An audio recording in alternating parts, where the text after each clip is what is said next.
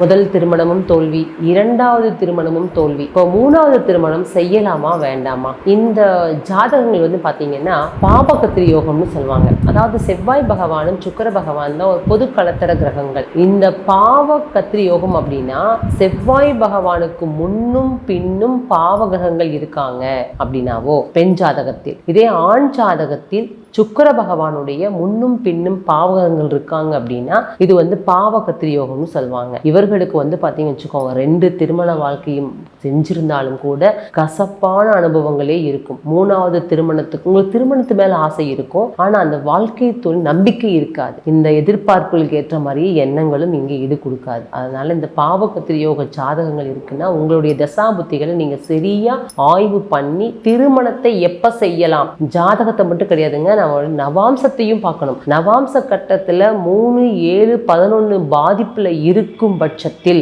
தசாபுத்தி நடக்குது அப்படின்னா இந்த இடத்துல உங்களுக்கு 3, 4 திருமணம் நடந்தாலும் கூட அது எதிர்பார்க்கிற மாதிரி திருமண அமைப்பை கண்டிப்பா கொடுக்காது. இதை பத்தி நம்ம வரும் காலத்துல ஒரு பெரிய வீடியோவும் ஒன்று போடலாங்க.